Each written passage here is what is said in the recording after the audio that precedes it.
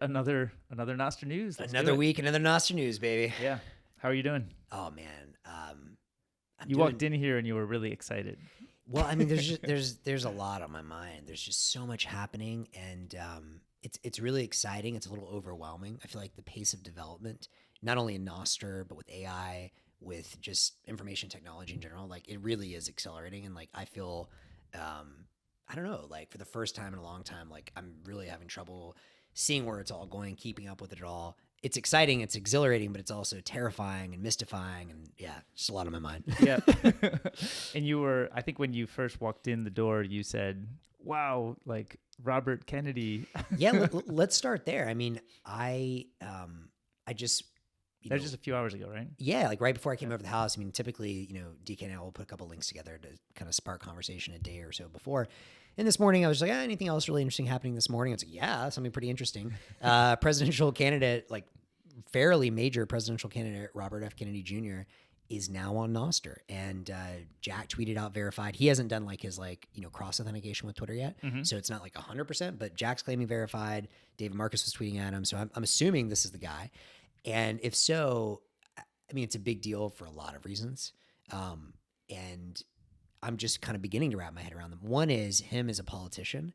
We don't generally talk a ton about politics in here because I think kind of the view I've arrived at over a long period of time is politics is very important. And it's something I think, it makes sense for us all to be engaged in.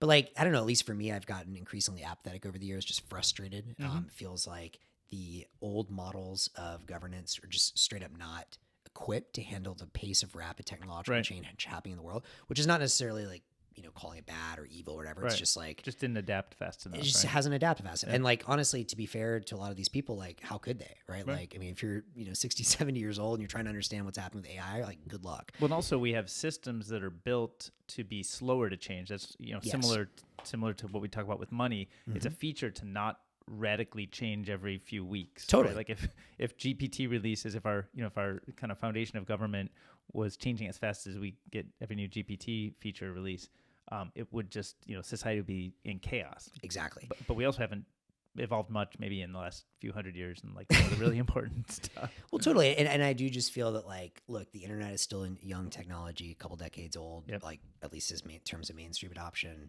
Obviously Bitcoin, a little over a decade, like AI is just really taken off. But like, I agree with all that. And I don't know what the right answer is, but it's also, I think, very fair to say that the sort of outmoded institutions are going to struggle a lot to try, like, for example, regulating AI. Good luck, right? Like, where does copyright come in? Anyway, so all that to say, even though I still have always thought politics was important, had my own views, that wasn't something I was kind of putting front and center because I think that, frankly, advocating for the kind of world you want to see technologically just seems much more, I don't know, effective to me right now. Right, but it's coming to get you anyway. It's coming to get me anyway, right? So there it is. And again, I'm not anti-politics. Again, I think it's important, but it's really exciting to me because, I don't know a ton about Robert F. Kennedy yet, and certainly not enough to, fully endorse him or something, but everything I keep reading about the guy, it's like, man, like, he's sitting here questioning a lot of really fundamental things, calling out the military industrial complex. Like, wow, that's a very bold move. Right. And like, it's kind of a scary or risky move for him, but it's very gratifying to hear someone just like go for the truth. And I feel like a lot of our politics has kind of been kind of old stream, elite, which, for better or for worse, they do a lot of fucked up things. They do, yeah, the old school mainstream elite, they do a lot of things I don't agree with, like war overseas and stuff, but generally they've kept things relatively, stable or whatever. And then you've got like completely, far out there people like Trump or whatever, which is, whatever you think of him, he's certainly in his own world. But I haven't had a candidate that just came out and said no, like really since Ron Paul or Bernie Sanders questioning the Fed, right? Both of them did. And now questioning a lot of other basics. It's refreshing. And I think a lot of Bitcoiners and Nostr people are refreshed. But even then I was like, okay, this guy's going to be kind of fringe. But then he starts getting traction in the polls, over 21%, I think, in the Democratic primary polls 2 weeks after announcing he's running. Okay. Did that just happen like a few weeks ago? I think that was last week. Yeah. Okay. This is all relatively recent. And this is Nate Silver. Or this was not Nate Silver. I think there were multiple polls that were in this range. But the point is, I think when he first announced it was around 12. Then he almost doubles that in a week or so. Granted, he has the last name Kennedy, so that's like helping. But I didn't. I mean, I didn't expect him to do this well this fast. Of course, all the mainstream media is out there calling him like anti-vaxxer, like smear, smear, smear, smear, and like I expected that. Like he actually is a threat to the status quo. But now to see this guy, he's speaking at the Bitcoin conference now. What? Coming out like vocally in support of Bitcoin. Now he's on Did that Nostr. happen before the presidential candidacy announcement? No. It's all been in the last week or two. So he kind of came out coming to presidency, and then he's Bitcoin, Nostr. Yeah, he's out there saying like, our current monetary system essentially enslaves 99% of people, which it does. Coming to speak at the Bitcoin conference. What? And now he's on Nostr talking with people and, showing interest in decentralized communication protocols. Like I didn't have this on my bingo card. And so, anyways, I don't know. I think it's cool. Again, I'm not endorsing guy. I mean, I'm sure he would acknowledge too. I've heard things. He has some like awful skeletons in his closet. As a human being, it sounds like he's done some things that are not great. Who hasn't? But anyways, yeah, I mean, it's just fascinating to watch all this. So I messaged him this morning on Nostr and tagged you in there, and I was like, hey, have you considered accepting Lightning donations? DK probably has a great video about it, which you posted using something like Alby or an easy to use wallet. And hey, maybe David Marcus and Lightspark or maybe Block should like help you get this integrated on your campaign side. I think people would be shocked at how much support he'll receive that way. Yeah, I agree. I think it's interesting because it puts a use case, that a lot of us care about, but is not necessarily super closely related to kind of maybe what mainstream is thinking about as presidential topics, but it kind of helps put a little bit of a platform and kind of voice behind this emerging technology and kind of collection of technologies that we're all excited about, but that maybe don't have, they don't feel as acceptable yet. And I think they will as more people get comfortable with it. But I think we're also going through this transition, like you mentioned, sort of the, there's a bunch of very extreme views, I would say kind of on both sides of the mainstream parties. And I think that's, again, driven by the extreme nature of kind of the media tools we have today. Agreed. And so it, everything kind of starts with, every piece of media is ultimately like got some sort of perspective to it. And when the platforms push people to the edges, the politics kind of follows instead of leads. Yeah. And, I was just reading about Kennedy's Wikipedia today, so I don't have a lot of background on him, but I was just learning about him, and I think, he just seems like the kind of person who, speaks his mind and has, a different perspective than would traditionally be acceptable. Yeah. But maybe as we have our communication platforms evolve, maybe people will be more comfortable kind of asking those questions or kind of making the types of statements or kind of being comfortable with the kinds of questions that he's asking. Yeah. Well, and again, out in his own world, Trump has already proven, right, that like someone completely different than the mainstream speaking, his mind however he wants can win the presidency. And I think that works in a world where you have an extreme algorithm giving him more voice for being extreme in that way. Sure. Whether you like it or not, I think that it works because he's really good at understanding how the platforms work and understanding how to deliver his message in that world. And I think part of what we're doing is we're shaping new platforms that may satisfy or give more voice to different types of perspectives we've never heard. Like when you think about like growing up in the 80s and 90s, there was this kind of, this, maybe you'd call it like a macho man type of persona that was, was based on, cartoons of like, He-Man or, Star Wars or Indiana Jones. And I think as we have, new media tools and, diversity of channels and diversity of opinions and thoughts and ideas, you actually get surfaced a lot more that there's not just these spectrums of good versus evil, right, or black versus white, or it's not just the polls. There's all kinds of flourishing in the middle. Yeah, and I think if anything, that's what the internet showed us, right? Yeah. For everything, right? Yeah. Like that was kind of the thesis of Amazon to get started. Like, Yeah. hey, long tail of books, they're not fit for the mainstream Barnes and Noble, but like people want them. Yeah, and the internet uniquely enabled them. Exactly. Right? Like you couldn't have the Barnes Noble at the corner store, couldn't stock the 1 millionth SKU. It's not feasible. But the internet can stock that, and so it actually brings those ideas out to be accessible to anybody. Yeah, I agree with all that. And to be clear, I want to make this clear. I'm not necessarily trying to compare RFK with Trump at all. I actually think RFK sounds like everything I've heard him say so far. And to be clear, I want to do a lot more research. And now that he's on Nostr and, going to the Bitcoin conference, I clearly will. But like the guy sounds just like pretty reasonable on a lot of stuff. Like every time I find myself listening to the speech, like I don't hear him going out there. If anything, he's in the, kind of campaign videos and stuff I've seen, it's kind of like, hey, there's no need for hate speech. Like there's no need to blame another. Like this country, has a lot more in common than we think. Yes, we have a lot, like, whatever, 300 million, however many people are different views. Right. But I don't know. I'm encouraged. And I think it's cool, regardless of whatever ends up happening with him, like the fact that someone that mainstream, I mean, he is a Kennedy after all, I'm sure soon will be sharing his Nostr stuff on Twitter. Like, I think this could be a pretty big bump for Nostr as well. Yeah, it's great. Well, I think every time we have a new perspective, a new voice that people are looking for, it actually is helpful to Nostr to get, a person who cares about it, for one reason or another, some experience they've had, some place they've been silenced, or some new type of community they want to connect with. I think Nostr, to me, seems like it could be a bit more of, given some of its neutrality from a platform perspective and its kind of non-algorithmic nature today, I think it actually means everything can flourish, and we have like maybe there's kind of this center middle perspective that we haven't seen flourish because our media channels have pushed people to the extremes. Interesting. So I kind of think of Nostr as potentially a fix for a lot of the kind of extreme, like there may be a very silent, 80% majority of more centrist views than we've heard yet. And that might support more centrist political opinions and views, and, might have more, there might be an 80% that has kind of been silenced because it's not at the edges. So yeah, that's a great point. I certainly hope you're right with that.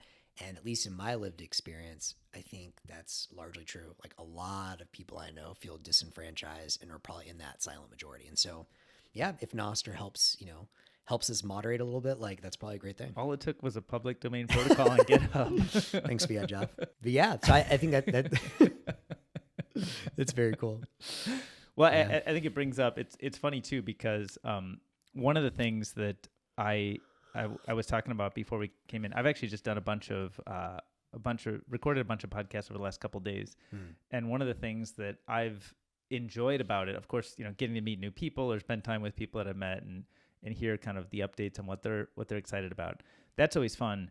But then the big frustration for me about doing these things is we sit down for an hour or two and we record a video together, and then I hit stop, and then everybody's being real on the video, but then when you hit stop, everybody kind of like takes a deep breath and relaxes and like, okay, done with that. Now here's the real stuff. Now here's the real conversation. Like, and then you're like, wait a minute, no, that's the good stuff. Let's get that. And so, so I was actually on yesterday with G. We recorded late last night, and he and we sort of were talking about this idea. I forget if you and I talked about it, or I think we tagged in Pablo on a note about this, but this idea of how we want a new type of podcast audio consumption experience that drives into Nostr Notes. Oh yeah, we talked about this last week, and I love the idea. Was that on the news show? It was. Okay. Yeah. And then maybe you can recap just like. Yeah, so the basic idea is there's a lot of podcast players out there, and Apple controls probably the largest one, or maybe Google, by market share just from the OS. Like the OS, the defaults really matter, and everybody kind of just chooses the defaults. There are some fairly substantial non-default ones, but there's not a lot of differentiation because it's like, okay, pull in the content and there it is. But one of the features that I would really value in a podcast player is to be able to listen to a podcast, and at a moment where like there's an insight or I have a reaction, I want to like record or publish a note or a highlight, yes, or my own voice responding or replying, and then maybe the original podcaster might notice it, or even if they don't, maybe some of my friends or other people who I'm connected to online could notice it and connect with me, respond, react to that. And so in a sense, we don't even need de novo Nostr content to help spark those conversations. We could actually use the open RSS content from the podcast ecosystem to be kind of a seed of content for every time I go listen to a podcast. And whether it's G's podcast, Nostrovia, or if it's, I could be listening to some more traditional RSS. Nostr News. Nostr News. If I want to just listen to us talk again and make sure I really digested You just can't get enough. all the details, taking notes. Yeah. But yeah, I kind of want this product. So I was talking to G about after I hit stop, I was like complaining about, hey, why don't we have this thing? And he's like, wait, are you on Android? I was like, oh no, sorry, iPhone. Cause he was like geared up, ready to do it. And I was like, well, I think I talked to Oscar about it. Yeah. I think I chatted with Oscar. Well, if anyone is well positioned, so Oster is the founder of Fountain, Right. and they already have clipping, right? So for anyone that hasn't played with Fountain, it's one of these podcasting 2.0 apps. So they use the Open RSS protocol, but basically you can, stream audio, receive sats for it, and they already have this feature where you can do do audio clips. Yep. But I think you mentioned last time that you had asked him, hey, can you convert that into a text Nostr node? Right. And I actually haven't caught up with Oscar in a while, but I don't know if you're listening to this, but like that would be so badass. What was his take? Well, I remember we were chatting about it, and he said, well, we've got some stuff coming, but I think he didn't want to pre-announce anything yet. Okay. So, well, if it's from him soon. or whoever, and also, even on music would be interesting, but I think podcasts in particular would be great. And who knows? Maybe Pablo will build it because he builds everything. And also, I mean, I think I mentioned it in a note that Pablo was involved in, and Pablo was like, "Oh yeah, it's like you can highlight anything, highlight it, right?" So, in a sense, it's a form of highlighting, right? And I love it because, at least for me, I have found this is just kind of an interesting tangent, but in my own life, increasingly over the years, it's been harder for me just to sit down and read as much as I used to. Mm-hmm. Maybe that's part of it ever since, I got into VC. It was a lot more meetings, and like, I'm trying to, get more into deep work mode, which is important to me. But for whatever reason, listening to books and listening to podcasts while I'm working out or whatever is like extremely easy. And so, I find that there's probably, and I think also maybe it was Oscar or maybe Paul Itoy made this point that, text is awesome, but often the thinking in text is a bit more, it comes out later and is a bit more refined. Often a lot of like first insights are coming like we are having now. Like we haven't sat down and really kind of like tried to massage the language, really come up with a thesis. We're just riffing, right? Yeah. But maybe some really truly good ideas just come from the riffs. Yep. And I think that there's an interesting angle here around surfacing new and better ideas that either have not or will not make their way to text, if not for this product. Yep. So I actually think there's like something very special and like truly unique about that. Right. Actually, I think just speaking is the fastest way to get an idea out, much faster than writing something or, Totally.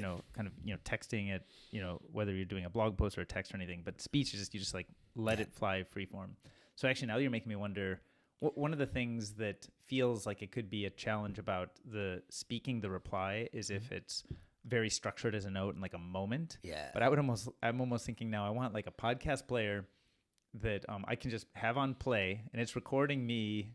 And then when I say something, I can kind of just like yell back at it. Oh, this is my thought on it. Right. And then I can be like, okay, like take the last 30 seconds or whatever. Right. I love that. Yeah. And again, this kind of gets into some stuff we talked about in the future when you're, whatever AI LLM assistant, like maybe you'll, communicate via voice and just say, hey, Fountain or Apple, like clip the last 30 seconds and add in this note. Blah, blah, blah. Yep. That's going to be great.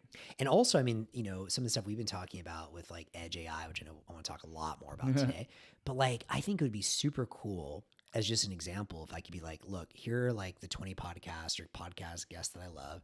Go and like listen to all of their podcasts and like spit out for me the most important 20 sections or notes or as like starting points for me to go deeper. Yep. I love that product. Totally. And we're going to get there. I would use that like right now. So Pablo, Oscar, whoever's listening, like that would be super dope. And actually, while we're talking about new products and new product ideas, we want to use. Did you see we were talking about a walking proof of walk? So I saw, I think Jack tweeted this out. Like you tweeted it and then he confirmed. Yeah. It was some kind of like Strava where you get paid in sats or something. It wasn't super formed, but it was. Do you know? I think it was the user Davies. No, well, I've probably. Yeah, he had screenshotted from the Google Health app, and I think he showed like the number of steps he'd taken, and he called it proof of walk. Oh, I like it. My only issue with that, I actually am a huge walker. I don't know if you know this, but Yeah. like I mean, you walked over here. Yeah, I try and walk at least 2-3+ hours a day. What are your averages? Like, what are your daily, weekly, yearly averages? Well, here's the thing. I don't wear any tracking devices at all, so I have no idea. You have a phone. I do, and I guess, is that something I can enable? You don't probably even have to enable it. I think it's enabled by default. So Are you serious? I wasn't checking this because I've been like haphazard about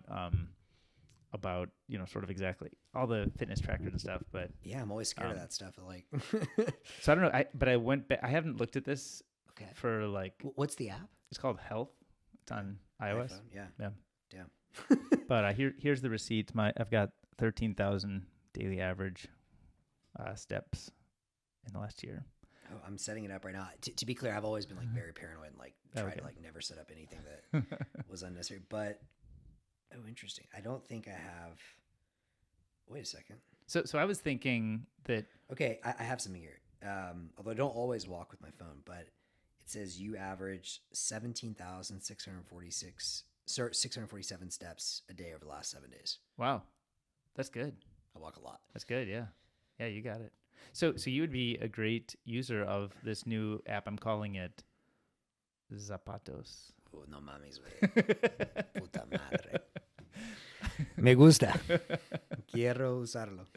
Get your zaps on Zapatos. I love it. Sorry, one other random thing I'm just looking at. This is fascinating. By the way, I had I had a couple of like mind blowing experiences. Both courtesy of my girlfriend last week. One was, this is extremely embarrassing, but I'll share it anyway. I lived abroad. I was in Mexico, as you know, for 5 years, and like I've always thought of my like kind of approach to technology a little bit, not as extreme, but kind of like Kevin Kelly's, where it's kind of like I love thinking about new tech and I'm fascinated with the possibilities, but I'm like pretty skeptical on adopting tech, right? Like I like to have my screen in black and white, and like I try and like use the phone less and less, and like even deleted my browser for a while. I've taken some pretty drastic measures, but I also recognize it helps me a lot. Maps is incredible. Uber or Lyft or whatever, incredible utilities. But I was kind of embarrassed that the other day I tried it a few times and I was futzing with it, fumbling around. I felt like a total boomer, and just got frustrated using Apple Pay. And then the other day we were at a restaurant and I was like, trying to figure this out, and my girlfriend was like, "Do you not know how to use Apple Pay?" Anyways, long story short, I did like figure it out. She's like, "You're the payments guy," and I was like, "Well, that's true, but you're trying to take Apple Pay down, right?" With something Lightning. like that, exactly. What's to do with Lightning? Now I'll say like I do, and because I have the old iPhone, I love this one because it's still got it's tinier screen, which I like, and it still has the Touch ID. So it's nice. I can just Touch ID and pay with it now. I like it now. Obviously, Touch ID is much nicer than Face ID. It's so much nicer, and also Face ID kind of creeps me creepy, out, even if they, all the things. So, but anyway, so that was kind of embarrassing, but also kind of cool. And then the other thing that I wanted to mention to you is, late night, Saturday night. I still haven't done it with Waymo, but we did our first self-automated car in Cruise. Oh, cool. And it was cool. Yeah, yeah. Like I was really excited for it, and it was like after a concert. By the way, who'd you see? Yeah, well, I need to share this. This incredible group called Wednesday. And Wednesday, they're like kind of like psychedelic shoegaze mixed with a bit of country. I'm not a big country guy. She's much more into country, but you're more the psychedelic shoegaze. Oh yeah, big time, like big time. I didn't know that was a genre. Oh yeah, like it's I mean, some of the best bands came out of here actually, like Brian Jonestown Massacre back in the day, and they're one of my all-time favorites. And I would say this band is the only band I've seen in recent memory that creates as good, if not better, than a wall of sound that I've seen with Anton and the Brian Jonestown Massacre. I need to share some of the stuff, but like. It's hard, and like, I know it's not everyone's cup of tea, but like when they just create that wall of sound, everybody's just like, and I don't know, it's like to me, it's like the closest thing to religious experience I've had in a long time. Right. It's very beautiful. That was the music or the car ride? Well, both are pretty interesting, but the music and then getting in the car afterwards, we're still kind of like, whoa. And, yeah, like I actually have to say, I got like at first like a little scared. I was like, okay, like I was so excited for it. Then I was like, wait a second, like there's no one fucking driving. I was like, what if this thing like careens off in the road? Right. But and I think it's interesting. I don't know how it is with Waymo, but Cruise, at least in the program we're in, you could only do like very late night, like after 10 or 11 p.m. Oh yeah, Waymo's 24/7. Oh, okay. Yeah, and basically anywhere in the city now. So you got to hook me up with that code. Though. Yeah, I don't even have it yet. Yeah, I'm on the wait list. Jen has it. Yeah, I don't have it either. But we take it everywhere. We take it everywhere. It's incredible, right? It's crazy. And is it substantially cheaper? Well, I wouldn't say the economics are worked out. So I think they don't have a commercial license, so everything's free. Like free for now. Yeah. But I think the cheaper thing, it's just a question of like, how do they want to amortize the costs of the billions of dollars they've spent over the last 10 or 15 years to do this? And do they want to be a premium experience, a parity experience, or a cheaper experience? What do you think it's going to be? I mean, I think it's purely strategic. It's purely a capital allocation decision. What's your guess? Well, I think it's much nicer. Mm-hmm. So I think it will attract a premium payer. And I think there's going to be some amount of time where they have to ramp up, production and licenses and how many can be on the road at a given time and how much servicing, repair, et cetera. So my guess is it'll be supply constrained for some period of time. So while that ramps, it seems logical to make it premium priced for a premium experience. And then probably as they get rolled out and they're more available and they have like a bigger network, probably over time, it should be the cheapest option. Yeah. So cool. I mean, it's just like, it was surreal just to see okay, all the stuff people have been talking about, it's like any hype cycle. You hear about it 10 years ago and you're like, it's here. And then it never comes. And you're like, it's never coming. And then it's like, wait, no, actually it came and it's here. In the next probably 2 years, it's probably going to like overthrow everything. Right. It is, it's impressive. I was also thinking about how, when you're a kid, maybe, I don't know if this was the case when you're a kid, but like when you're a kid, oftentimes you're like, oh, wouldn't it be cool if I had this really awesome sports car or something, right? And you're like, that's freedom and that's fun and it looks cool. And now like the flex is like, I don't have a car. well, actually, I have to say, I haven't had a car or driven since really. See, you're flexing on me now. 18. Yeah, dude. Look, it's been like 15 years. And I do miss it. And like, I will say I've gotten so rusty. I want to get better at driving and to like do certain trips and stuff. But like, no, like it's just more convenient. Like cars can be fun, but it's also stressful. Finding parking. Yeah. Someone's going to break into your car. It's a lot of hassle. Yeah. Yeah. Well, yeah, I mean, nice that you've got access to EVs or they're both EVs and AVs, right? AVs. So, dude, the future is here, and it's happening, and it's going to get rolled out, and everybody's going to use it. And I mean, with all the crazy LLM stuff we're talking about, like, how about just like this? This is AI. It's right? here. It's here. It's not theoretical. Well, it's like you call anything AI that doesn't yet work, right? It's kind of the thing. Yeah. And I remember I was talking to a friend about this who's been investing in AI for, I don't know, a decade or more now. And we were remembering back when we first saw the "Did you mean?" on Google, we were like, how does it do that? We were like, that's AI. That's amazing. Yeah. And now people are like, that's some cheap party trick. Who cares? Yeah, like exactly. Everybody knows how to do that. Right. Which actually is kind of like a commoditized and now it's available to everybody. So, hey, so while we're talking about AI, jumping around a little bit, but like, this is just top of mind for me. So I read last week, and disclaimer to all this stuff, I'm trying to ramp up as fast as I can because I'm getting pretty obsessed with what's happening. Yeah. But certainly no expert. So I read the piece from that Substack guy, Dylan Patel, I think, basically commenting on the Google engineer who basically says, look, we have no moat. OpenAI has no moat. Open source is just lapping everybody. Right. And like, there's a lot to digest in there and I'm still digesting, but like general take is that, models, like once you have decent enough foundational models, you can fine tune them for your own personal or corporate or whatever you use on the edge pretty cheaply, pretty commoditized hardware.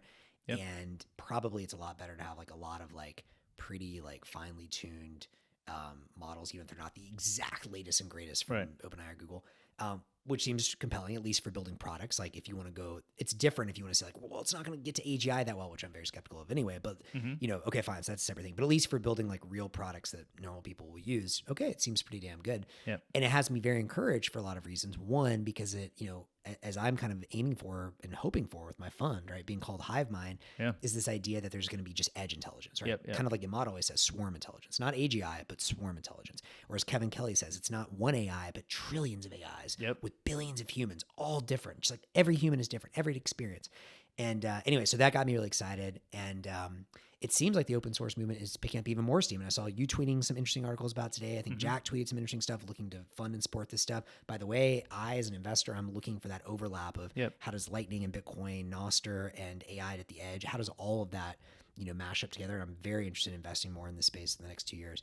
Anyways, I just found it fascinating. I'm not an expert. You've thought a lot about this, so I'm curious, or at least more than I have. I'm curious, where is your head with all this? Yeah, I mean, I think obviously there's so much progress in it. And I think that's exciting, and there's all kinds of new tools we can use. I think a lot of the generative stuff is what it's so palpable. You know, we can use it, we can touch it, we can play with it and laugh at it. And so, you know, I think the big question is, and a lot of that has been pushed forward by OpenAI.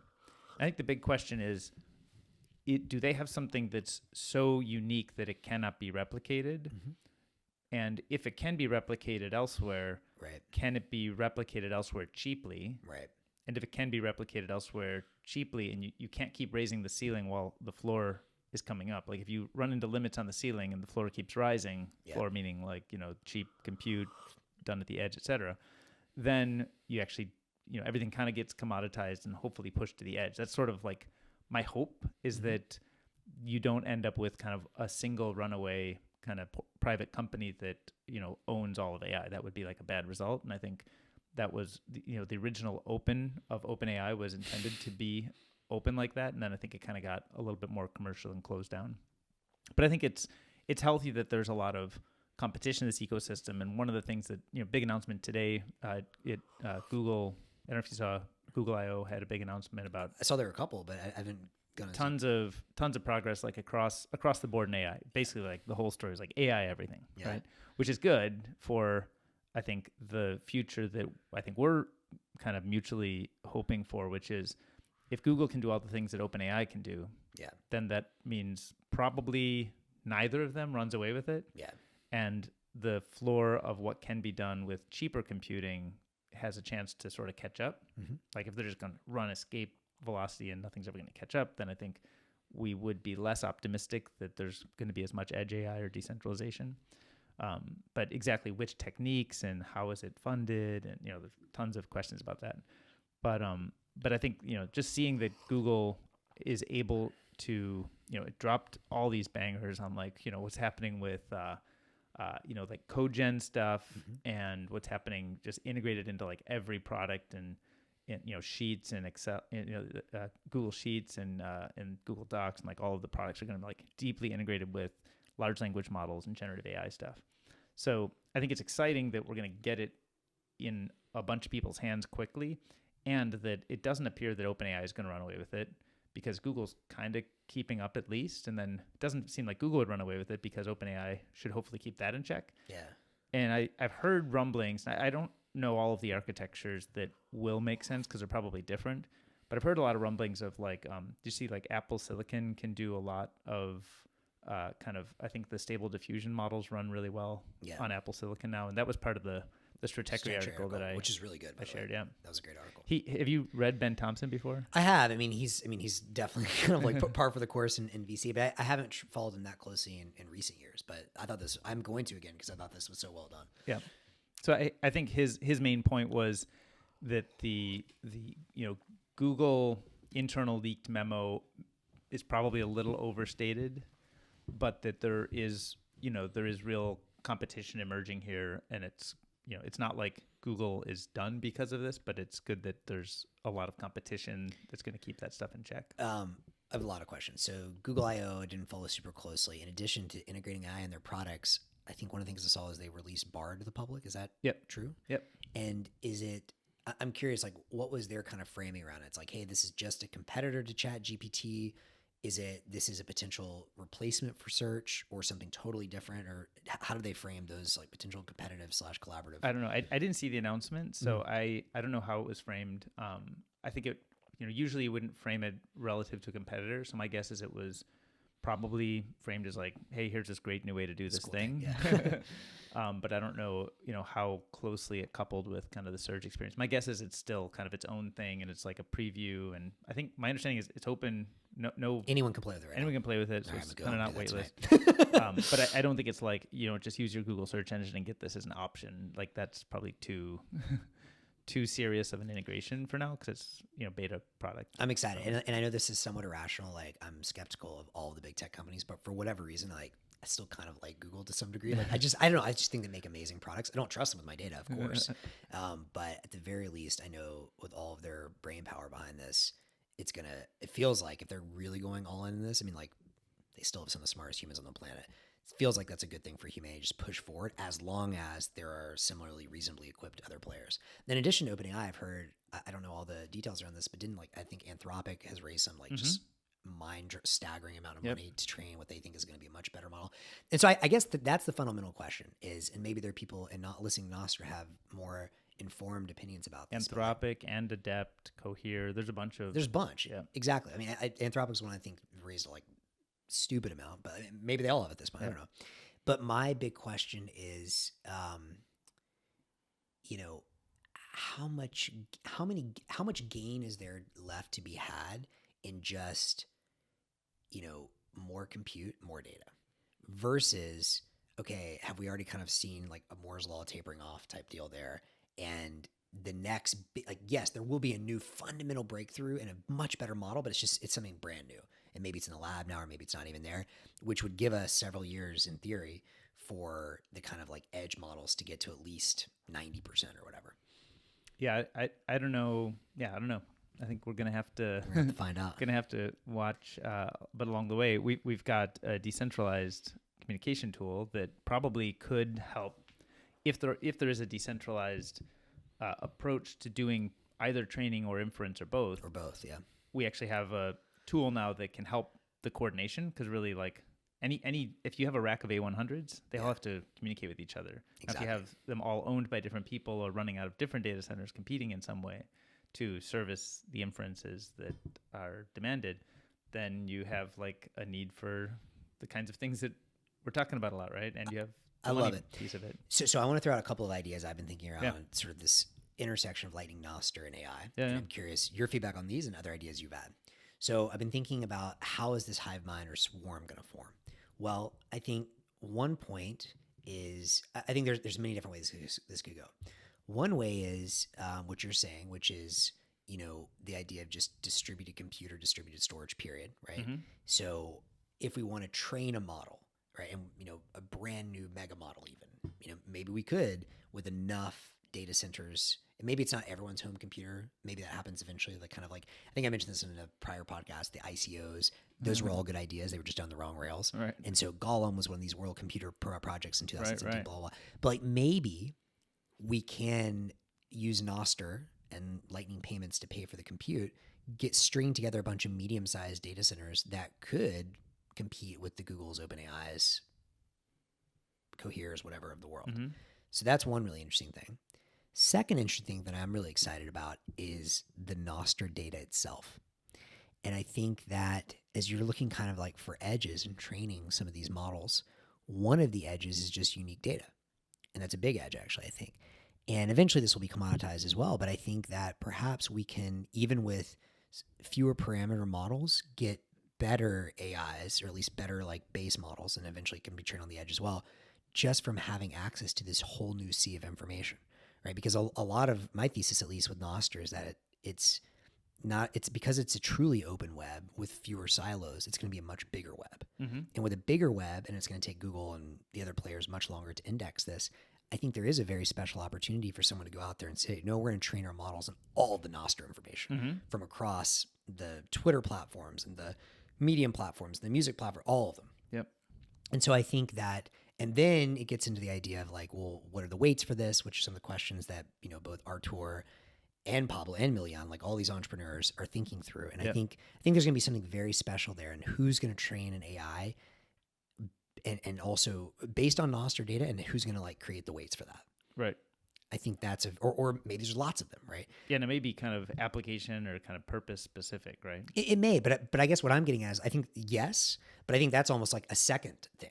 What I'm saying is like better base models from just a wider corpus of knowledge, because the models we can train here, we can use the internet and the wide corpus, or like use the other models, Llama or GPT-4 or whatever, as a base, and then add to it this whole new corpus of information, which is happening in Nostr, which is swelling and going to keep swelling, and potentially with like the value rank or the Satoshi tipping weights, that's brand new. So I think what I'm saying is at first we could potentially get just a better base model, and then because with Nostr you have the ability to control what data you're sharing versus not.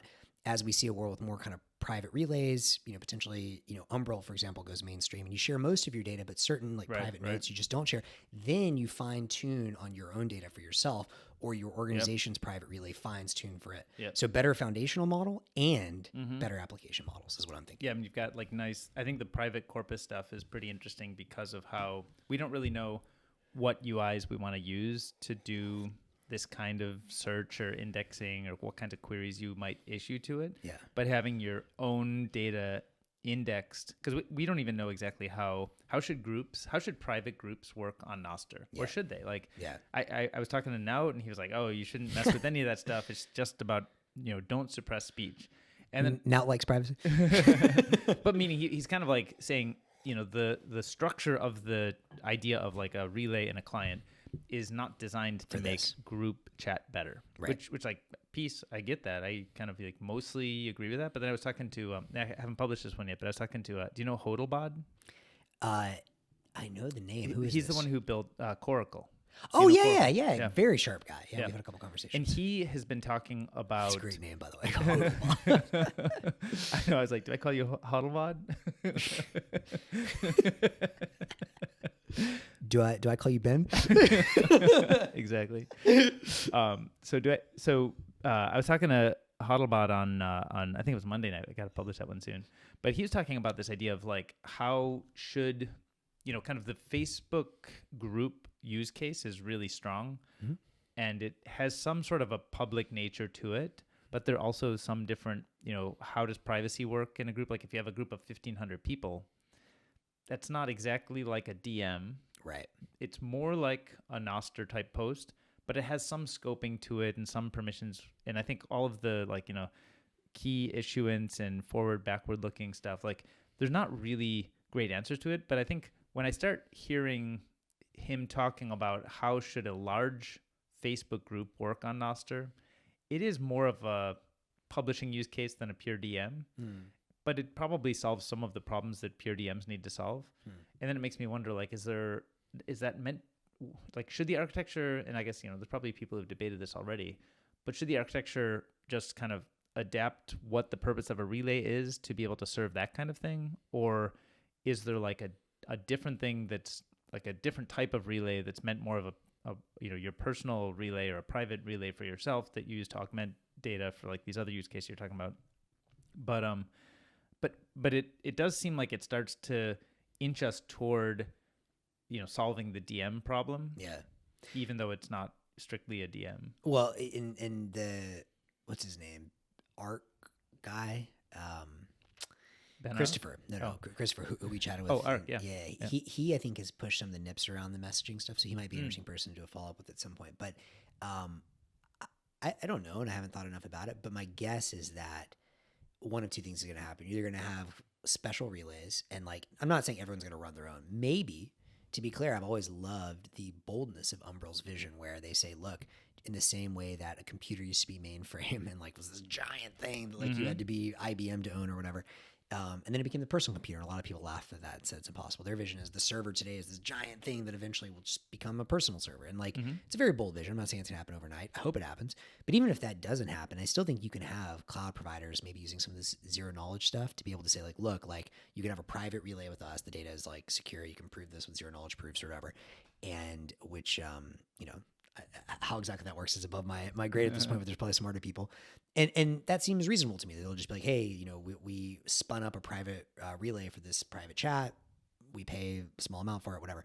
The other possibility, which seems very promising to me as well, is that, again, like with Bitcoin, everything happens in layers. Like everyone's like, oh, we need Bitcoin to be fast and this and that. And it's like, it's just not going to happen on the same layer. That's fine.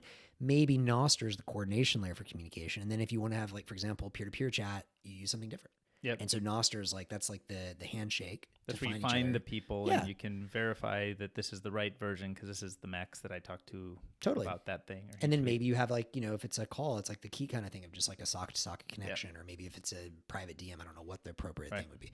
But that's kind of my intuition is that Nostr is like the coordination layer. Right. And then there'll be other custom specific either protocols that are horizontal or vertical or, some other way of like directing towards private chat. Right. Well, this layers thing I think is an important point, and it touches on a bit of the Bluesky is a scam concept. Very, very kind of like chill, not inflammatory title from Fiat Joff there. I actually like his style of being kind of just like zero fucks. Just get it out there. This is what I'm thinking, and kind of in a I don't know if he's trying to be provocative, but I think he's just trying to like just speak his mind, really, right? Yeah, I think he's just being honest. Yeah. But I always like to try to understand more, like, why is he saying that, and what, is that like, does everybody look at it? Like, we can look at, I don't know, pick your favorite, I don't know, Cardano. I think we can all come to agreement about kind of what that probably is. I think probably everybody involved would agree in reality. I think with with like Bluesky, I don't think it's a scam in the way that like Cardano is a scam. I think I mean, I think I know what you mean, yeah. But I think there's like, it's not a pure cash grab. well, I think that's an important feature is there's not a reason to be economically attracted to it.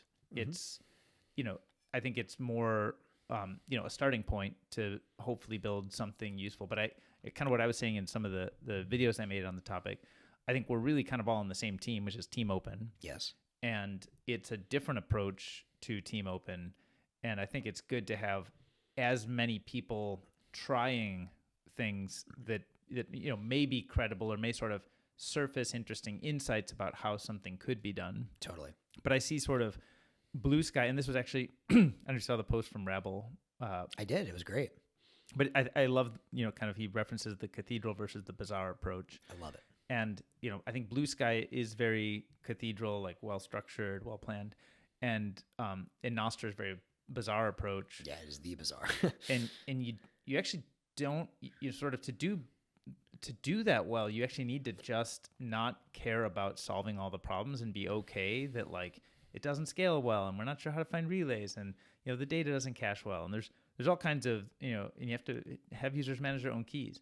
But then hopefully we're getting layers added and people feel comfortable to add those layers that can get us eventually to the more cathedral-like experience. But we're building the cathedral, well, we're building a bazaar structure, but we're building something that could be cathedral-like in its final analysis once you see it.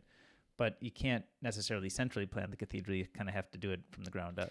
I could not agree more. And I watched your video on this. I haven't watched the one with Rabble yet, but I watched your video and I read his post, and I just agree with all of the above. So high level, my thoughts are, I know some of the people of the Bluesky project as well. Like, I actually think these people are probably well-intentioned. Mm-hmm. I don't think there's any kind of money grab happening here. Right. There's no token, obviously. I think that the danger is exactly what you said. It's like a lot of very smart people that think that they can reason their way to things.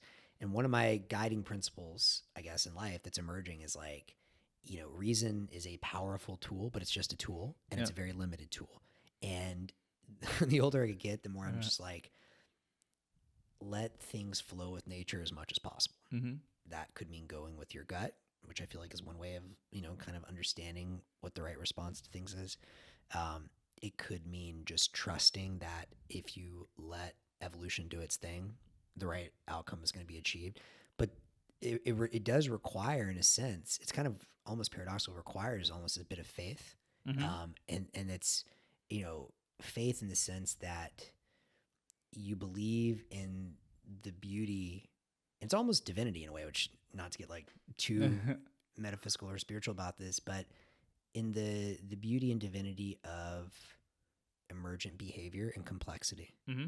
If you believe, and I think we have mountains of evidence now to suggest that at every level of universal organization, that lots of simple parts following very simple instructions can interact with one another to create more complex ecosystems, which then create emergent properties and behaviors which were completely different, almost magically, than from what happened at the layer below it. Yep.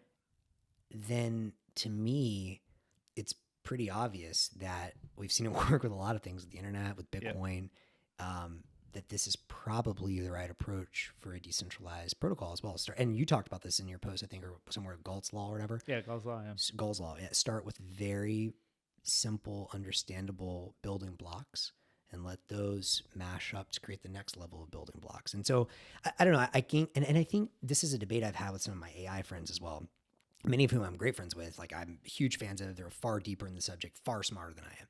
But I think that one of the dangers I see with really smart people, and I see this in the AGI community. I certainly see this in the EA community. You see this in the Ethereum community with people like Vitalik. Clearly, like these guys, IQs way higher than mine, like no question.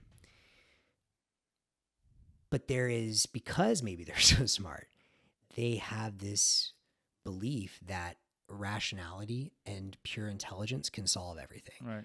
And what I'm increasingly convinced of the older I get is, don't matter how smart you are. Nope. Because there is no one kind of intelligence. Yeah. And the idea that AGI, I think, is a lie. It's a false claim. It's a religious claim because it says there's general intelligence. There's no such thing as general intelligence. You know, Kevin Kelly says this very well. It's like even human, very adaptable intelligence is only one kind of intelligence that grew up because of the environment in which we evolved and emerged.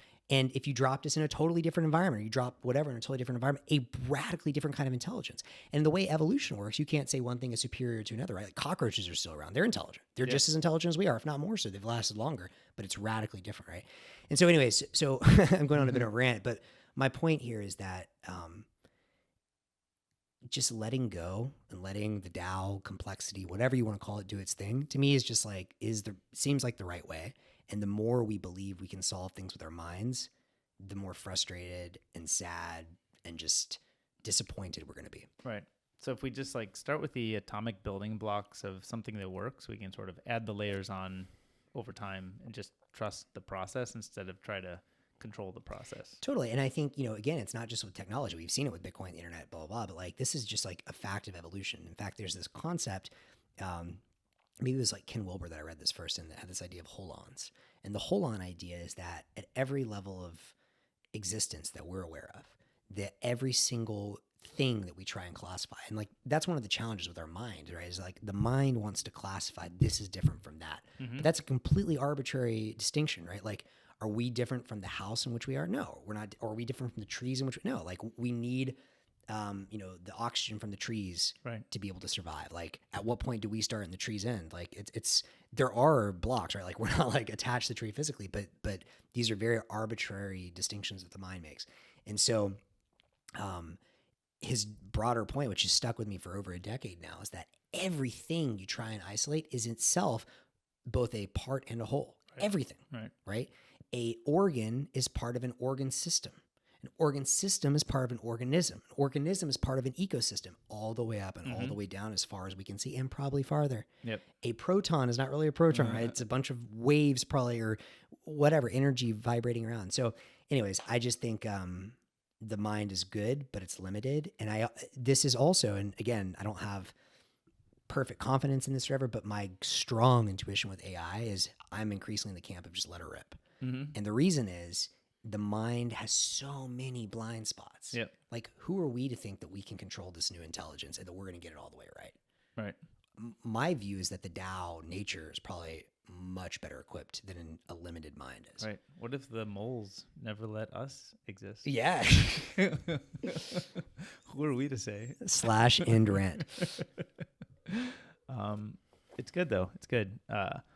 One of the things that that the kind of composability idea of Nostr has gotten me kind of curious about is I think Vyacheslav came out really hard against Bluesky, and I noticed that I had a very similar kind of negative reaction when I told you about the Bill Ottman when Bill Ottman was on Rogan. And I don't remember Bill Ottman. Oh, really? The Minds guy. Yeah. Okay. So he started this kind of social network called Minds, which is, I think, aspirationally, wants to achieve the same goals of things like Nostr and Bluesky. But I kind of when I heard him representing it, I was like, no, you can't. Don't misrepresent this stuff, right? It was like kind of has that almost what you might call that defensive nature, and he reached out. He was really kind and generous. And reached out. Hey, just wanted to talk. Like, what saw the video. Are you gonna do a pod with him? I think we'll do something. Yeah, but that'd be great. But we had a call, so we kind of talked it out. Watch out, Joe Rogan. DK, Curious DK is coming for your spot. No, but I think he was like very reasonable, and I think he has like good intentions on this stuff, but just maybe difference of opinion about like where they are, where the current business is, how they transition. But I'm kind of wondering, like, I think within the realm of Bitcoin, where a lot of us kind of grew up our thinking about this, it's almost like a feature to be, people call it toxic Bitcoiners, or it's like a feature to be like extremely vocal about skepticism about things that don't adhere to the principles. And I think that's kind of my default when I see things that, even have a whiff of, I don't know that this is exactly how. I think you're not representing the way I think I see what you're trying to say, right? And I wonder if that's like as important, or if that's as much of a feature to be kind of that toxicity against the other that we have in Bitcoin versus other coins, as is that as important in Nostr? Well, I think for who, right? So my point there. Well, let's say this is called Nostr News, Yeah. right? so we'll say that we're pretty bought into this idea, though. Ultimately it's fine. Like I've even said, I don't. If there's actually a better way, I want to hear about it. Soon. I don't want to just keep pursuing the wrong idea. But I think if we see something, if we see things that we appreciate about Nostr, and then we see other things, should we be trying to figure out how to incorporate them and be available to listen to what is Minds doing and how are they choosing to do it, or what is Bluesky doing and how are they choosing to do it, and are there good ideas that can be incorporated, or are they just like different ideas that work in their structure that don't work in this structure, and kind of do we need as much toxicity? I think the answer is no, but curious. To be clear, I think I'm not a fan of the toxicity necessarily in Bitcoin either. I think I get why it happens. People get tired of shitcoining, this and that, and like I sympathize with why there's toxicity. But I've always been of the view. Well, look, I think there's different roles for different folks, and maybe Fiat Joff, like that's his personality and type. He's always going to be a little bit toxic or whatever, and like that's great. I mean, and he plays a role. Having said that, and if everyone were just like kind of bizarrely toxic and following a lot of like the weird like eating stuff or whatever with Bitcoin, I think that's extremely unhealthy as well, right? And so I think there's a role for different people to play. And I think actually for someone like you and for me as well is I think both of us genuinely really believe in the ideals of push it to the edge, let nature do its thing with Bitcoin, with Nostr. And yet I think we're both pretty open-minded and open to listen, right? Like I've learned a lot from the Ethereum community around Bitcoin, even though I'm not, like I certainly don't, whatever, hold much Ethereum, I'm not that into it or whatever, but there are good ideas there. In fact, they have much better designers. In fact, the Bolt.fun people that I'm a huge fan of, they started as Ethereum people, and then they came to Bitcoin. It's like for the first time, we have people with like decent UI, UX sense. Amazing, right? Yep. And so of course there are things we can learn from there. There's people today, I've seen more and more projects that are thinking about things like ZK rollups in Bitcoin. I'm not saying it's a good idea or a bad idea, but I love that. There have been people that are pushing for new opcodes. I'm not saying one opcode is good or bad, but like in general, I'm in the camp of we should have these discussions and not assume everything is, cut off forever. And so, and I get why people are toxic with Bitcoin, because of the monetary supply, you really need that solidified base layer. So I would say, I'm pretty open-minded even on Bitcoin. And then with Nostr, I think it's less important that we be toxic because, for the same reason that we don't need a blockchain, right? Like you only need one copy of the message, and it can live in multiple different places, and that's totally fine. It's not like there's one global state. Yep. And so I think it's amazing for, people like us to go out there and learn from these other ecosystems. If Minds is great, and, Bluesky, I was pretty harsh on them a minute ago, but like they're working on cool ideas. Like my understanding is they have their own version of DIDs, I'm sure, a lot of their stuff, they have some ideas around storage and IPFS and stuff. I don't know enough to speak intelligently, but these are very smart people. And of course they're going to bring good ideas over. And if they do, we should absolutely adopt them. And if we see something that's 10x better than Nostr, or we see a fundamental flaw in Nostr, then we should be ready to abandon it. I just don't see that happening because Nostr is so simple. It's like, what? It's not like there's any surprises. Like we know it's like this basic public-private key, couple of fields, and that's it, and the server. I mean, to me, Nostr feels like a big box of Legos, and so you can kind of do anything you want with. Like you can connect them, you can make a house, you can make a farm, you can make a spaceship. Really, like you can. Whatever, yeah. But it's not like, oh, let's plan to build a spaceship.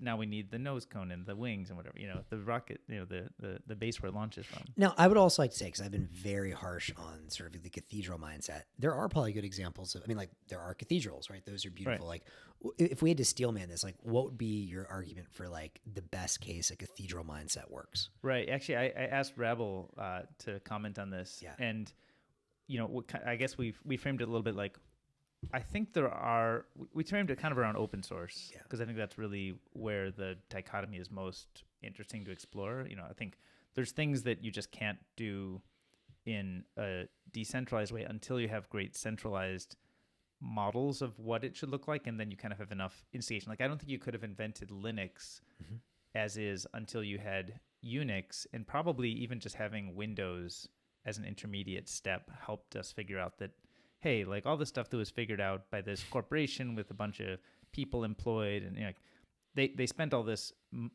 capital and resources and people time to figure it out in a centralized way. And then you're like, oh, I get all the good features. Like it doesn't necessarily need a start menu or a GUI or whatever. Like, but it needs to be able to do like threading or kind of be able to handle like some of the early Linux stuff was actually very simple, simple kernels and stuff. But I think it's harder to do those things, to start those things fully decentralized. I think it's actually better to or sometimes we have to look at models like today. I think it would be nearly impossible to have a decentralized space program. That's a good point. It's just too much. Now, I don't think it means we can never have a decentralized space program. Right.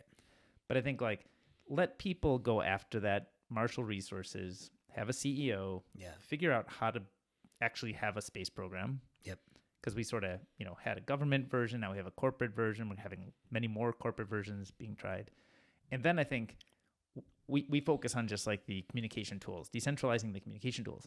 And once we've decentralized the communication tools, maybe we actually have good centralized models of how a space program should work. And we start to have like little flavors of what decentralized space programs might do, or like what are some of the features? How do you decentralize, a launcher, a launch pad or whatever?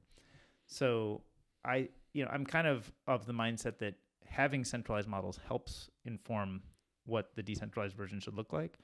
And so maybe there's stuff in, to bring it back to the kind of Bluesky or Minds discussion, maybe there's something that we'll see from kind of centralized organizations that have, capital and people that are employed to make the thing better. And I think there's other benefits that we could get from it. Like, it wouldn't surprise me. Like, I've been on Bluesky a little bit, and I think there's like a bunch of reasonable people having reasonable conversations, and I don't think there's a lot decentralized about it today. But like one potential path is, they have the same goals as Nostr. Maybe Nostr is the right path. Like that might be what I would call. But I think let experimentation flourish. But maybe they actually say like they become a client of Nostr over time. Yeah. Maybe that's not the right for them today. But if they've already now got a great UX that has attracted a lot of people who want the benefits of it, but the people care about it, and they try their experiment, and we collectively try ours, and there's a bunch of other experiments that go on. But now they have all these people who care about it. They showed up there, they had a simple UX, they got onboarded, and now they graduate to like a Nostr experience on a Bluesky client, or there's bridges, or I don't know all of the different approaches. But in a sense, I don't think it's like every element of Ethereum takes away from every element of Bitcoin, or like. I agree.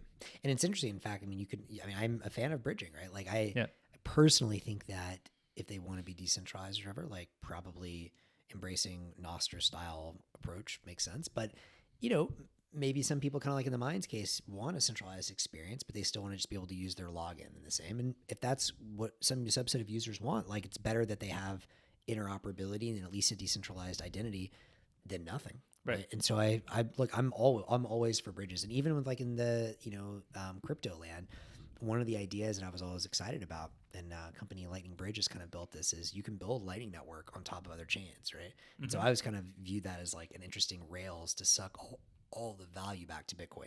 This is in many ways an actualization of John Pfeffer's 2017 utility token thesis, which says Bitcoin's only money, it's energy backed, blah, blah, blah. All the other tokens, if they want to exist, fine, but they're just like Chuck E. Cheese tokens. And if you have something like the Lightning Network that is attached to both Bitcoin and Solana, let's say, you can bridge back and forth. And so I basically keep my money in Bitcoin, send it to Solana, basically send a payment to Solana. And there's like some technical complexity in how you can do this, at least in a decentralized way with the swap, but you could even centralize very easily. So between two different exchanges, now I can send, those two tokens back and forth over the Light Network at the speed of light. And maybe I hold my money in Bitcoin. If I need to use the Solana network or whatever network for whatever reason, I can do it just in time. And great. Now everyone has access to Bitcoin. and you already bring all those users over. I think on a long enough time horizon, I think the more kind of elegant solution of everything scaling vertically makes sense. But at least in that transition, I think bridges are great. Yeah. I also think there's a lot we need to learn. Like, to be clear, the beauty of the excitement of the bazaar is there's everything left to build, right? Like identities. We talked about this, I don't know how Bluesky is doing this, but I know we've talked about maybe DIDs and what Block's working on can help create a better version of identity, with key rotation. I got pwned in my first 2 weeks on Nostr. Like, wish I still had that identity. Like, wish I could have rotated my key. It's like, there's still so much to figure out. And some of these other experiments probably will give good ideas around that. Right. And speaking of key rotation or getting pwned, yeah, I guess we actually have like a news topic in our list, right? So we're totally off the news. I don't even know what topic is that. We didn't know it was like an LSD trip. Yeah, exactly. Oh, we could go much deeper. Probably gonna get taken down from YouTube or something. G's not here.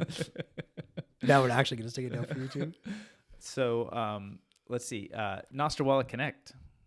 Right. So you were talking about kind of key management, and I saw this demo. I saw this demo show up. I think Will shared was it a preview of what is happening on Damus? Yeah, I assume this is like from his own test environment. So this is the one, right, with Alby. So yeah, we'll play it. Let me make sure we're showing this thing properly. Yeah. So this is. Can you talk us through what's happening here? Well, actually, yeah. Can you full screen it? Yeah. I want to see it myself. Okay. Maybe we can do it one more time. Yeah. Okay. So we'll play it through.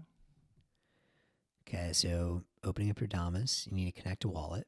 So we did connect wallet from Damus. That was a feature in the menu bar of the side of Damus, right? And yeah, and you can see here this is automatically linking up with Alby.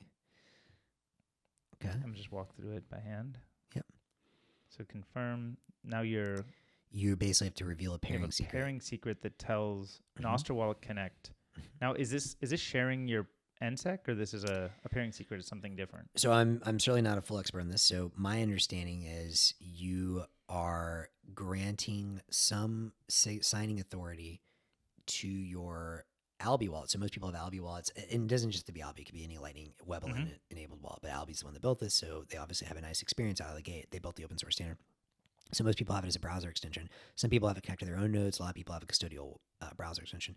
And so I think what they're doing here is they're basically saying they're granting the permission to the browser extension, the wallet, to say if you receive an invoice sent from this private key from I don't think you're sharing the private key, or maybe you are. I don't know, but like sent from this private key for my Nostr identity, then pay that invoice automatically up to a certain threshold.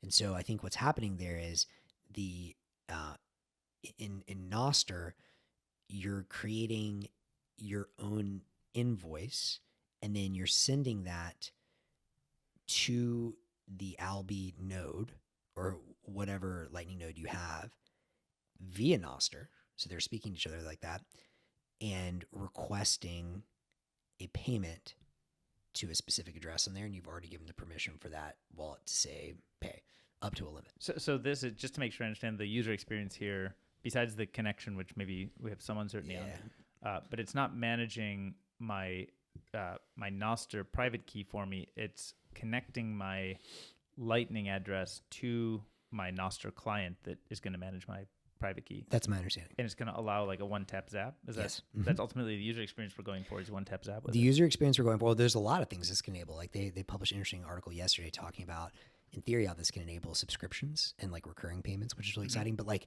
yes, the core problem we're trying to solve from day one is if you use Alby. So remember, Alby has both the browser extension, at least your private key for your Lightning wallet and the private key for your Nostr identity.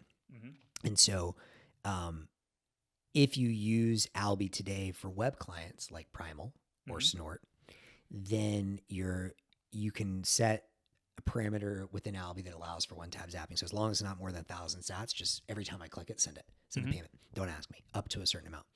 And now, prior to this, in Damus and the other native mobile apps, you had to select every time a specific wallet, which is just honestly a pain in the ass and a non-starter for most people user experience wise. Right. So I think this is like a 10x increase in user experience to just be able to like click the lightning bolt and never worry about it ever. Yep, totally. And then you were touching on the this ZapPlanner, is that part of the announcement around the Nostr Wallet Connect, or this is kind of a Well, this is like, I mean, Alby is just on pretty fire independent? right now. So Okay. they announced Nostr Wallet Connect a few weeks ago. Then they announced that Amethyst had integrated it. And so, and the user experience there for the end user was that in Amethyst, you can scan a QR code with a WebLN enabled wallet. Alby obviously is one, but any WebLN enabled wallet is my understanding, and it connects it. Now it's coming for Damus. And then they just announced this, I think yesterday, the day before, which is recurring or periodic payments. And that's very important because this allows for things like subscriptions to your relay. Subscriptions to relay. So this is like somebody like Eden could say, give me 10,000 sats per month. Yep. And And then this would just, and what happens like if you don't have the sats available? Is there some I assume failure you would mode just, or report? probably. I mean, I don't know exactly what they do, but my understanding is you would probably just get a message that says, hey, top up your wallet. Oh, okay. And that's an Alby specific thing, or does it work on is there a protocol technology that this I is built believe on top of? this is, so it's all built on top of, I believe, WebLN. And so Nostr Connect, Wallet Connect is similar to WebLN in that they're both completely open protocols for communicating. Mm-hmm. And so WebLN is basically how does a Lightning node speak to a web page? And this is how does a Lightning wallet or node speak to a Nostr client or relay? And so they're just standards, and anyone can integrate those standards. And then, of course, Alby, because they have kind of pushed and steered what these standards kind of look like, their experiences with their products are really good out of the gate. But I expect everyone to do this very quickly. Like I think Will even jokingly prodded at Wallet of Satoshi, being like, "Hey guys, like I'm going to give Alby like the front row seat until everyone else gets on board." Like, right.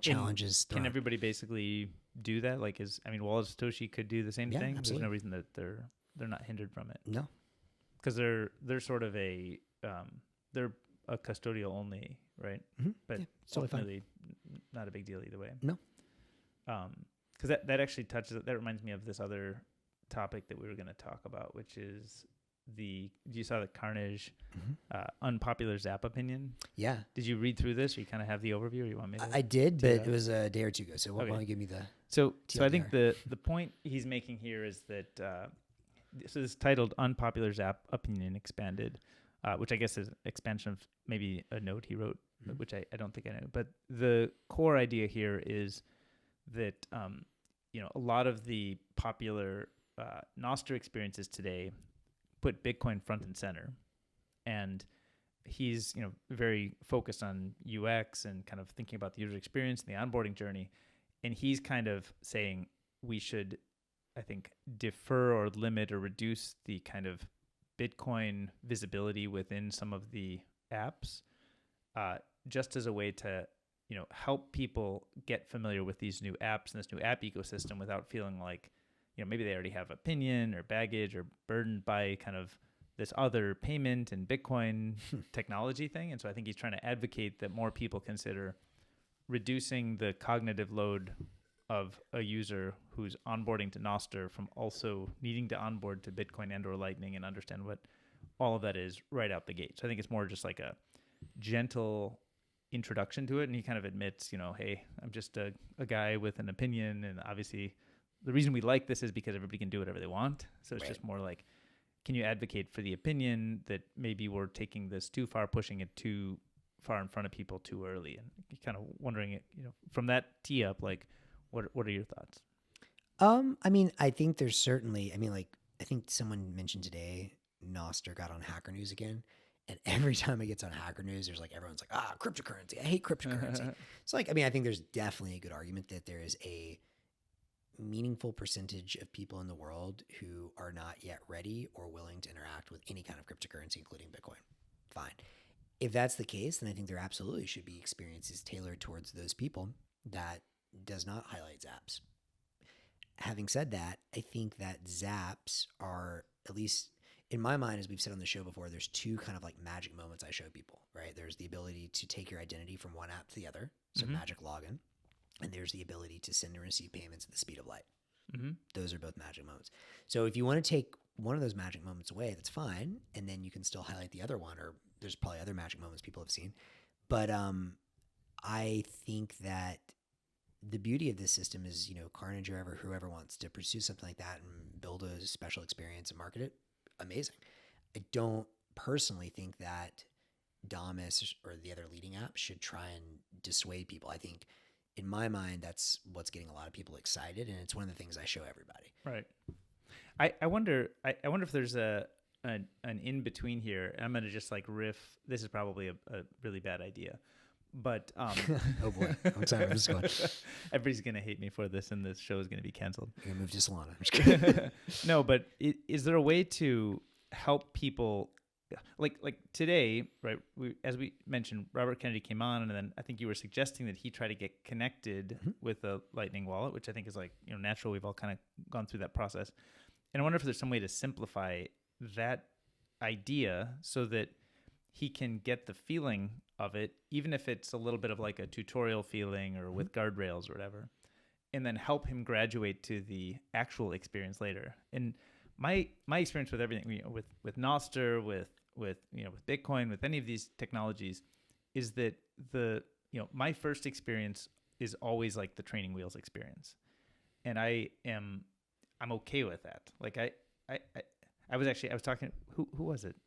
Maybe it was also Carnage, but we were playing some estimate game talking about how many Bitcoiners have used Lightning or who know about Zaps, I think was the prompt, and I asked him kind of what the denominator is for like how many Bitcoiners. He's like, well, I think there's 17,000 people who run nodes.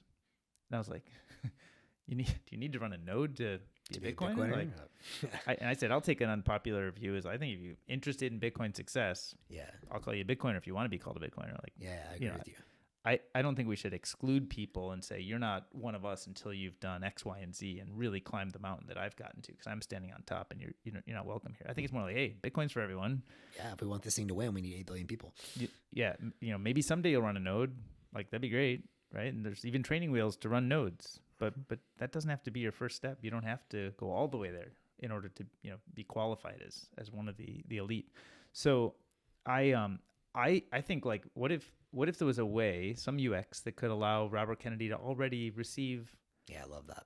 Now I know it's problematic because it's like especially the clients finance and stuff. Okay, I wasn't even going there, but yeah, it's problematic in many ways, I guess. But just from a technology or product experience, it's problematic because he doesn't have a Lightning wallet attached already in most clients. Like most clients don't want to run Lightning wallets, right? Like that's kind of a separate business, separate endeavor.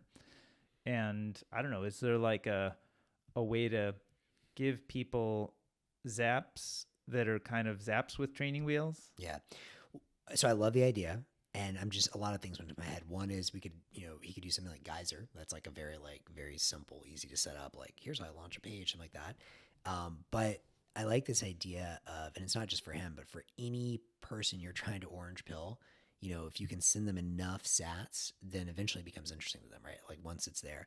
And this is kind of the idea or concept that scammy project Sequoia and everybody invested in. Do you remember? Which one? Oh, it was one of these like Bit something. It was a couple of years ago. Oh, BitCloud. Yeah, exactly. BitCloud. And like the principle of psychology behind it is good, which is, hey, there's like a lot of money for me to go claim. And there's a lot of famous Bitcoiners and everyone that kind of like, didn't care so much about their principles when there was, money waiting for them there. And I think whatever, it is what it is. Like people will react to that, but you don't need a shitcoin. Like you can just have, okay, let's have sats sitting there in place. Now, one option is to have just a centralized company do it and trust them and be like, if they run away with the money, you could sue them or something like that. And I think Fountain is playing with this idea a little bit for podcasters where you can just like send tips to a podcast. And once there's enough, that's like an interesting way to be like, hey, podcaster, like here's, $5,000 waiting for you. Like want to come get involved? I think that's a great idea. And you could potentially do this for Twitter clients. You do this for Nostr profiles. Then the question though is like, I think that's fine for small experiments, but for someone especially this big, that has this big of a reach, I think a lot of people wouldn't trust. They're just going to like zap a centralized service. Like, how do I know this money's ever going to get to him? Right. And so then the question becomes, I don't know if this is technologically possible, is, can you do, I think this is something actually kind of Geyser, maybe Geyser's in a great position. They were trying to work on, which is kind of crowdfunding, but with like, if a condition is met, like if a certain amount of money is reached, or if, key is claimed and there's some way to prove it. Or there could be like, hey, like it would be really interesting. For example, I don't think this is possible yet, but you have a node and the node is controlled by multiple keys. And you say, we set it up and you need two to claim your money. We hold one. And the other one we've like somehow proven, I don't know how you do this, but like maybe the $0 proof or something, that like the holder of this Twitter account has claimed the other one or something like that. I see. I don't know how to do that, but that would be, at least from just pure product experience, something I'd love to see. Right. Yep. Yeah. There's all kinds of. I'd say like I generally with Carnage's concept. I'm generally like, I think we should be welcoming. It doesn't mean that anybody has to do anything, but just I think being welcoming to people who maybe don't maybe have an aversion to some of these new experiences and don't want to get involved in all of that. But I'd like to help them see what the zapping experience is like, because that's kind of like totally part of the novelty. One of the really good novel experiences here. And I should add there, maybe I misread Carnage here. I'm never in the camp of like shame people or like not be welcoming, like just because they're not into zaps. Like my point was more like, I don't think we should hide the zap from the user experience. Right. I think it's a critical element, and like people, we don't have to force it on people, but like if everyone else is zapping, eventually they'll ask, right? Right. And so what I love the idea of how do we welcome people, and I think one of the great ways to welcome people is, whether it's a non-custodial wallet via Breeze in the API or if it's a custodial wallet. I love this idea that you and Pablo were talking about on Nostr, which is basically just creating a game. Oh, where and we've been talking about this Pablo the one forever. I was with Danny.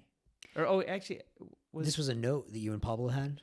Was this the one about the AI gen stuff? No. This was the note where you basically just say like, we just need like basically a channel and a leaderboard to say, here are all the new users. Oh yes. Go and zap the crap out of them. Like, give them so many sats. Like, what's going on? Right. Yeah. So there is right now. Isn't there like a welcome channel?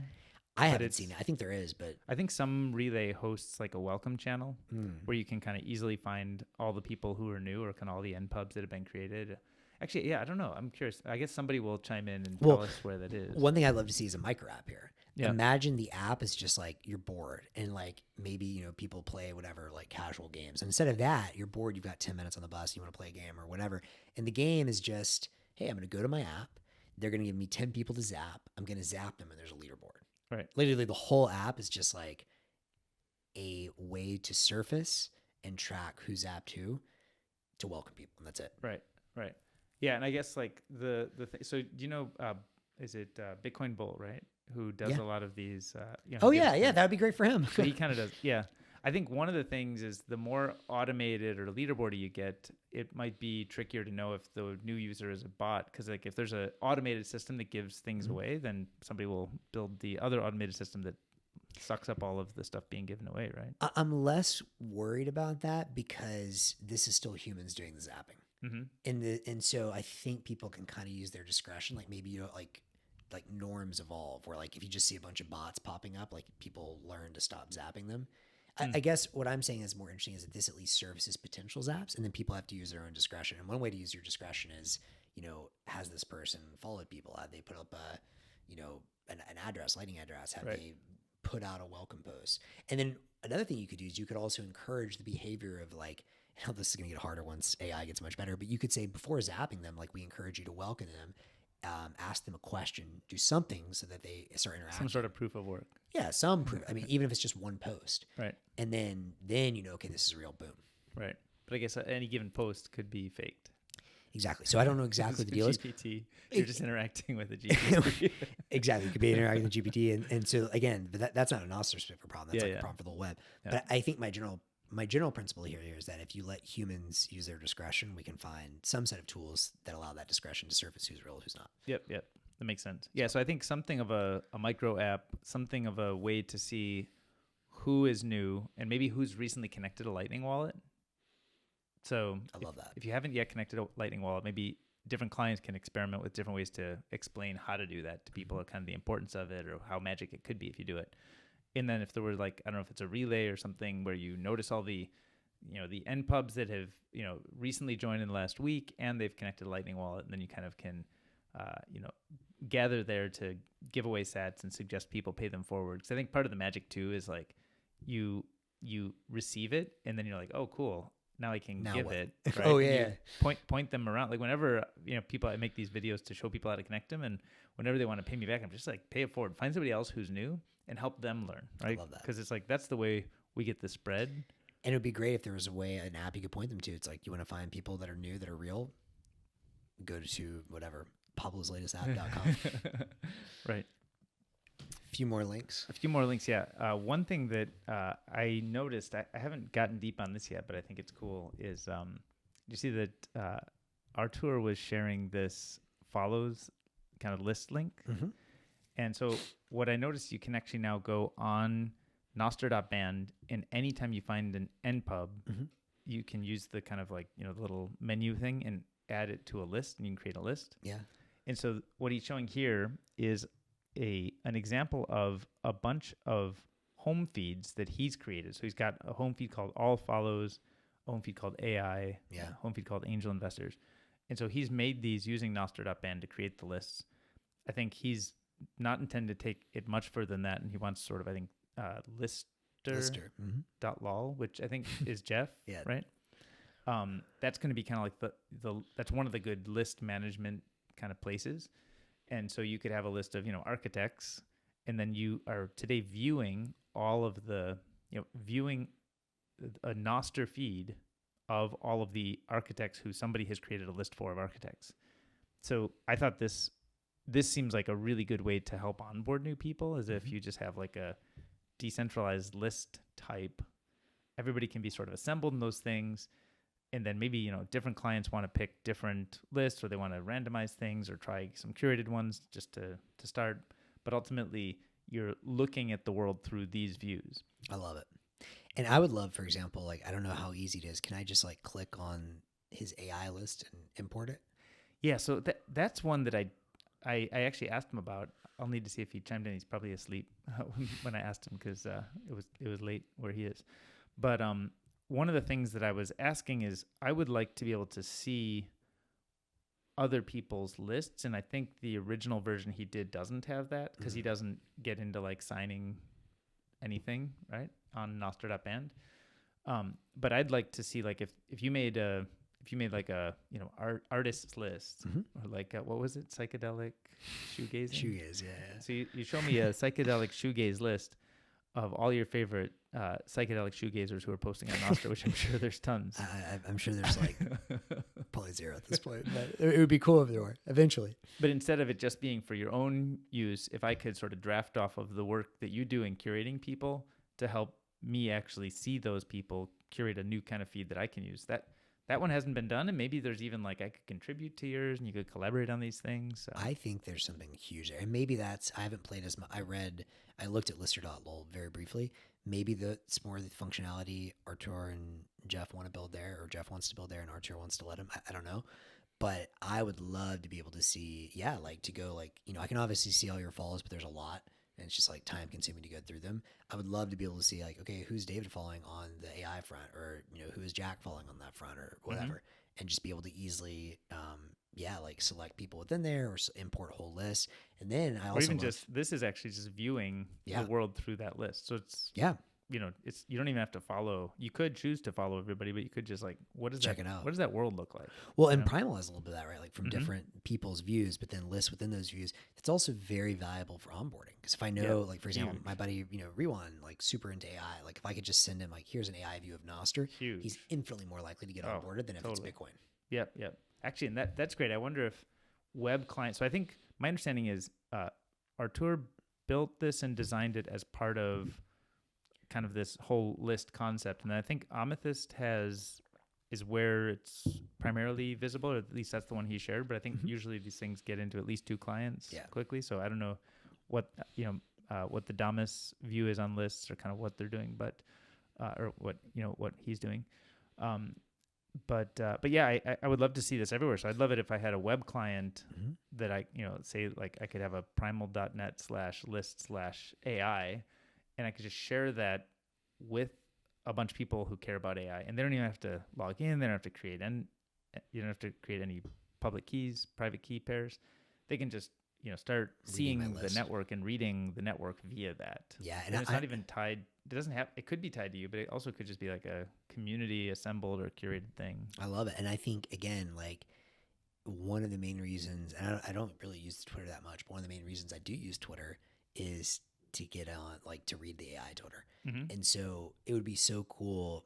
Yeah, like you create that list, you start gamifying, or maybe not even gamify it, but just like I think the natural property of that emerge is that you start, more people would send that list, other people interested in the field. Yep. And so it just spreads more rapidly. So if you want to get Everybody can onboard easily. exactly, and like how do we get all of the AI researchers interested in Nostr? Well, we need 20 good ones first. How do you get those? And Or we need to be highlighting AI papers. yes, absolutely, absolutely, or whatever. But yeah, I agree.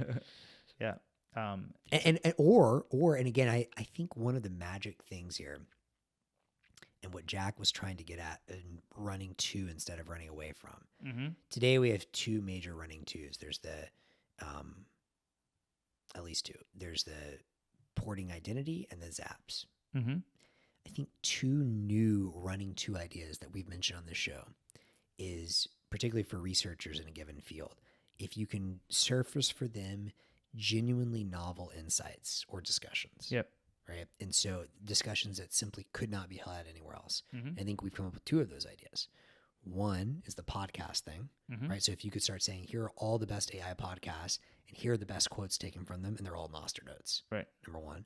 Number two, the annotations and Zap ranked annotations and comments on there, which comes from highlighter.com or something like that. Right. Either of those or both of those, and they're very similar ideas. If we can get genuinely new knowledge or surface new knowledge and then surface new discussions on top of those, I think that's a giant running two for a lot of people. Yep. Yep. Agreed. All it takes, or maybe like a 10,000 steps a day app, could be walking towards. By the way, one other crazy idea I want to throw out there on the AI front is I think another way that AI and Nostr and Lightning can interact is I think something I'm becoming more excited about the more I understand about is just the human reinforcement learning stuff, Mm-hmm. right? And so, you've got a model and then you basically get humans to say, this is right, this is wrong, to like further fine tune the model. And I think that with micropayments, with Lightning, like very tiny payments, there's a lot we can do there, whether it's gamified or whether it's, paying people directly in the way that Stackwork is doing, like just, you don't need to sign up for an account, you just get Right. paid sats. I think there's a lot that can be done if you can just like pay people micropayments Right. Yep. for like tuning models. I think that's going to be huge. Have you talked to? Did you introduce me to Paul? I didn't introduce you to him, but Or is that's the Stackwork guy? the Stackwork guy, yeah. Okay, maybe somebody else did, but I've heard that he's quite an elite thinker and very creative. Oh yeah, and kind of super smart. Always sort of exploring lots of things and side projects. So have you caught up with him or chatted with him about? Not recently, and we actually have a Nostr event tonight in SF, but we have a much bigger one next month. I think he will be at. I don't think he's gonna be there tonight, but I don't know. We haven't caught up in a couple months, so I have no idea what his position on Nostr is. I think a lot of his ideas were maybe 2 years ahead of their time, Right. but I think a lot of his ideas would do like flourish on Nostr with Lightning where it is. Right. Cool. And the event tonight is what's the topic? It's just kind of like our last one, Lightning Nostr hang. Okay, People just are interested hang. in- Yeah. Meet a bunch of people, but there's no content or presentation or anything. No, In- there'll be more of that, I think, at the big June one. And the June one, is that also same location in San Francisco or? That's the Shack 15 one. It was Oh, originally right, supposed to okay. be this one, and then the organizer needed to move it, so. Right. Cool. Well, that's coming up in like 90 minutes or so. Yeah. Okay, and I've got some other stuff I have to do, so we're gonna have to wrap soon. Before we do that, Cool. I wanted to check. Did we talk Nostrasia? No. You want to Well, mention what you know? There's two things I want to say that. One is Nostrasia. So I think McShane, Alex just released this morning the registration page. So I registered.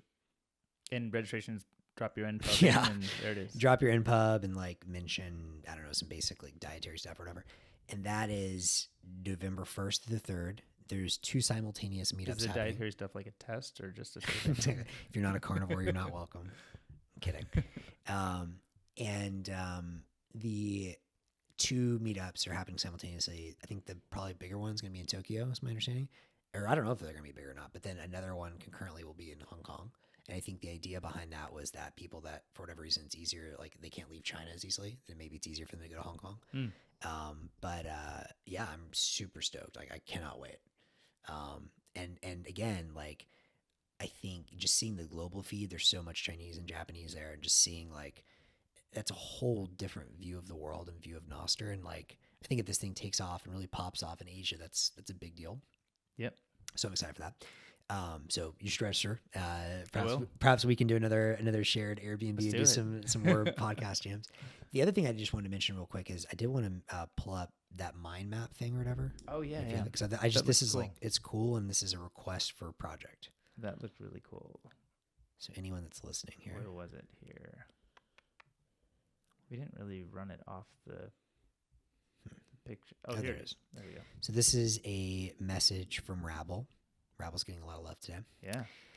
And he basically, my understanding is I believe this is a visualization of the various discussion topics segmented on Bluesky.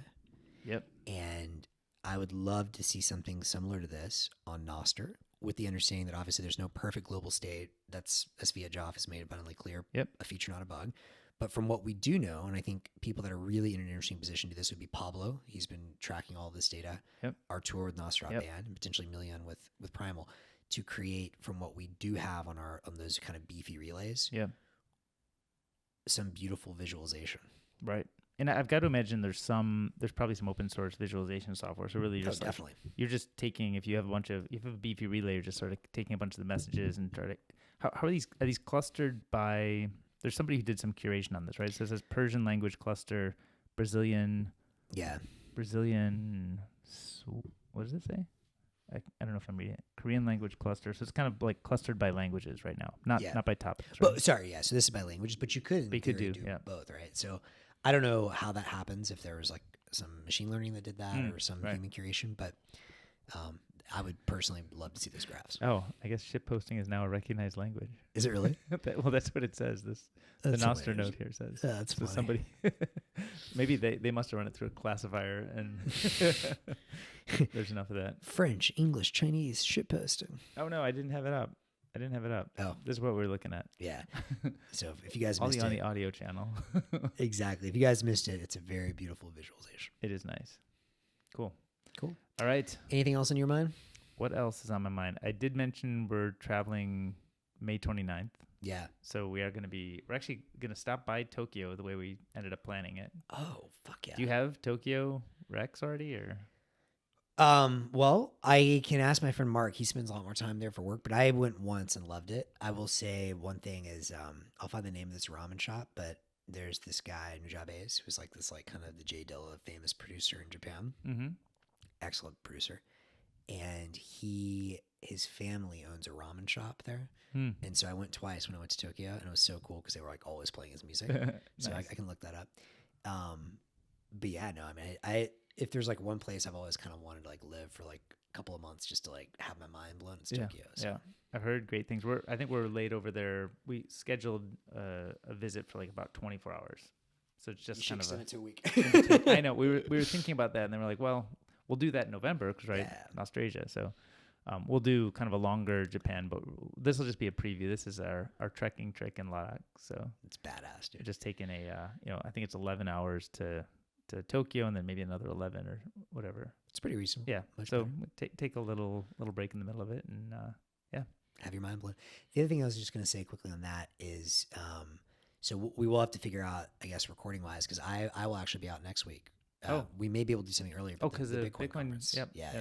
And did you get any more of the Nostr focused side of the Bitcoin conference? To be honest, man, I have not done that much planning. There are a couple of like dinners and events that I'll probably go to. But the only thing that I'm like 100%, well, there's a couple of things I committed to, but like that I have to. I forgot about that. So if people are doing Nostr stuff, would love to learn about that. Love to join. I heard about the karaoke. I don't know. But the one thing that I am doing is I'm judging one of the like pitch days, and I asked to be put on like whatever's the Nostr pitch day. So I'm excited to see who's there. Awesome.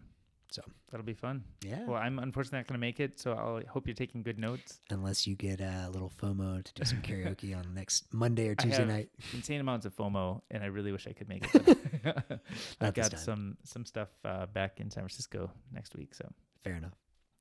Cool. Well, all right. Well, we'll catch you, I guess, then after that. Yeah. Or maybe we'll find a way to squeeze it next week. If not, the week after. Maybe we do a remote thing. If from there. dial in live.